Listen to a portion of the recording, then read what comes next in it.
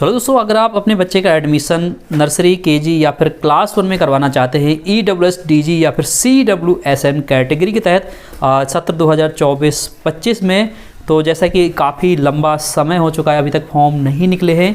तो फॉर्म को लेकर काफ़ी लोगों के सवाल आते हैं। तो सबसे पहले मैं आपको बताना चाहूँगा, अभी फॉर्म नहीं निकले, जैसे ही फॉर्म आते हैं उसका भी अपडेट मैं आपको दूंगा। इस वीडियो में मैं आपके उन सभी सवालों का जवाब देने वाला हूं जो कि डॉक्यूमेंट्स से रिलेटेड होते हैं। काफ़ी सारे लोगों के सवाल आते हैं जो कि डॉक्यूमेंट्स को लेकर होते हैं, उसको लेकर जो भी डाउट्स होते हैं उसी को लेकर इस वीडियो में बात करने वाला हूँ। कौन कौन से आपको डॉक्यूमेंट्स लगाने होंगे और वो डॉक्यूमेंट किसका होना चाहिए और कौन से राज्य का वो डॉक्यूमेंट होना चाहिए। तो चलिए दोस्तों, शुरू करते हैं इस वीडियो को।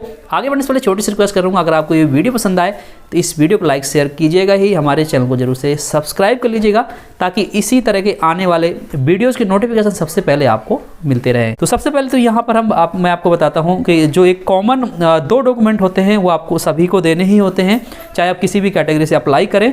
तो सबसे पहला होता है जन्म प्रमाण पत्र।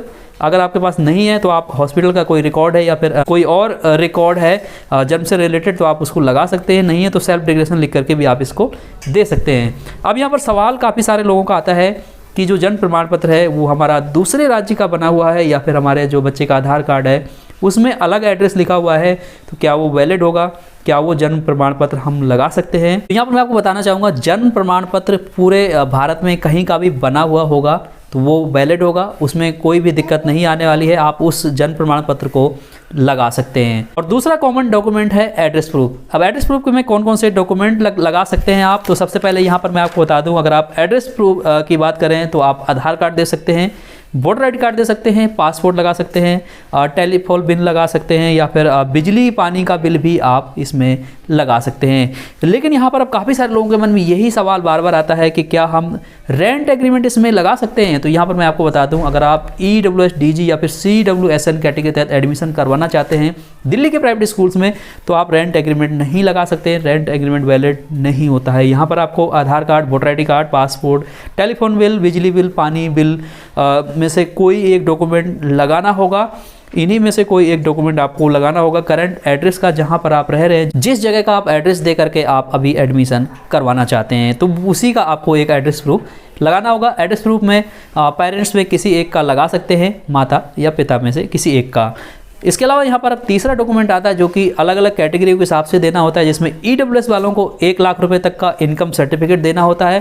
हालांकि अब यहाँ पर 2.5 लाख रुपए तक की बात चल रही है, अभी तक कोई सर्कुलर नहीं आया है दिल्ली सरकार की ओर से, किसी प्रकार कोई सर्कुलर जारी नहीं किया गया, लेकिन हाई कोर्ट की ओर से अभी फैसला जरूर आया था, इसमें 2.5 लाख तक की बात चल रही है। जैसे ही कोई सर्कुलर आता है इसके बारे में विस्तार से बता पाएंगे।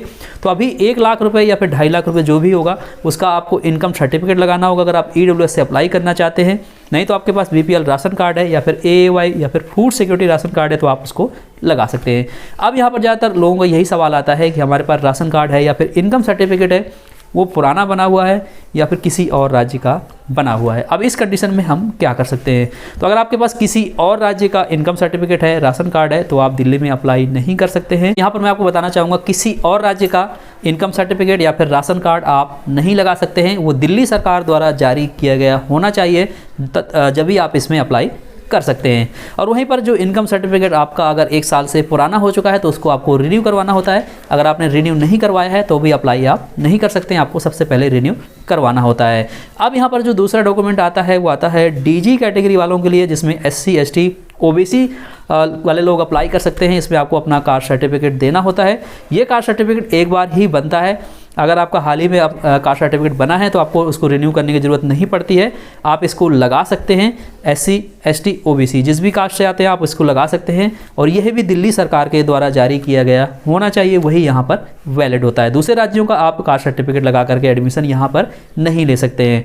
इसके अलावा यहाँ पर एक और जो बात आती है वो आती है CWSN कैटेगरी, जिसमें बच्चा अगर विकलांग है तो उसके विकलांगता का जो सर्टिफिकेट है वो लगाना होता है, उसको आप लगा करके भी एडमिशन बच्चे का करवा सकते हैं। इसके अलावा कई सारी और कैटेगरियाँ होती हैं जिसमें HIV एड्स से पीड़ित हैं, बेसहारा बेघर बच्चे हैं, उन बच्चों का भी एडमिशन होता है, उसके लिए भी सर्टिफिकेट या फिर एफिडेविट बनवा करके लगाना होता है। उम्मीद करता हूँ डॉक्यूमेंट से जुड़े आपको सारे सवालों के जवाब मिल गए होंगे। अगर आपके मन में अभी भी कोई भी डाउट है, कुछ भी आप सवाल पूछना चाहते हैं तो आप कमेंट में जरूर लिखिएगा, मैं उस पर या तो वीडियो लेकर के आऊँगा या फिर आपके कमेंट का जरूर से रिप्लाई करूँगा। तो इस वीडियो में इतना ही, मिलते हैं नए वीडियो में, तब तक के लिए।